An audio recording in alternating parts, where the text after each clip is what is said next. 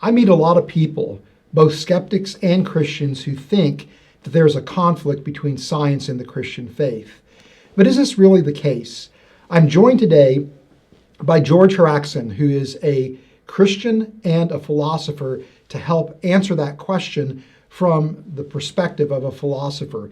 George, what would you say to somebody who says that there is conflict between science and the Christian faith? Yeah, it might seem like a trick at first, or like you're avoiding the question, but this is what philosophers do.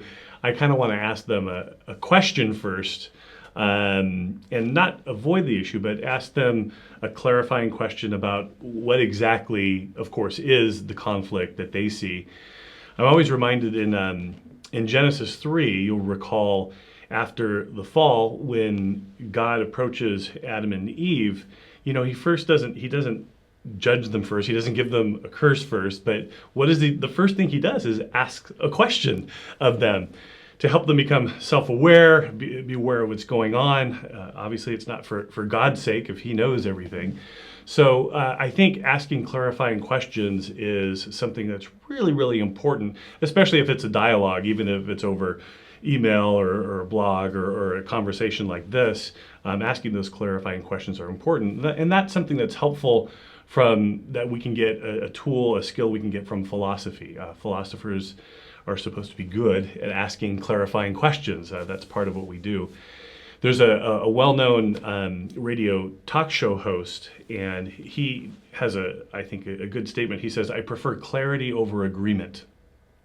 And so I think we shouldn't seek first to get someone to agree with our position or feel anxious about getting someone to agree. But first, let's get clear on what the issue is. Is there an explicit conflict that they are aware of? Is it implicit and it needs to be drawn out more?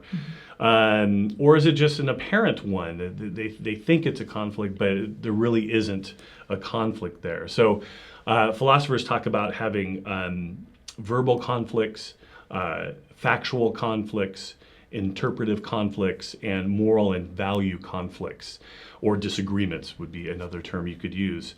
So I think it's important if you can keep those categories in mind: verbal, interpretive, factual, and a value conflict. Which disagreement is it? And so on science and faith issues, obviously there can be a lot of factual issues that we could misunderstand or be mistaken about, or be waiting for more facts on. But there's also a lot of, as you know, interpretive issues along the way. Mm-hmm. So I think it's good to figure out what sort of might be lurking in the background. And many times people have, when they say there's a conflict between science and faith, or science and Christianity, lurking in the background, they have a view of science that's really a philosophical view that's either embedded in scientism or naturalism, and that needs to be surfaced. Not all scientists and not every way someone does science has to fit with naturalism or scientism. So it's good to find out just what people are thinking, or sometimes we just don't know exactly what we're thinking. Like we look in a mirror to see our appearance, our words or our writing are a mirror of our thoughts. And a lot of times we just have to help people verbalize or write what they're thinking and really get clear on that. And I'm thinking of one person who does it really well. That's a recent book by Alvin Plantinga, the great Christian philosopher.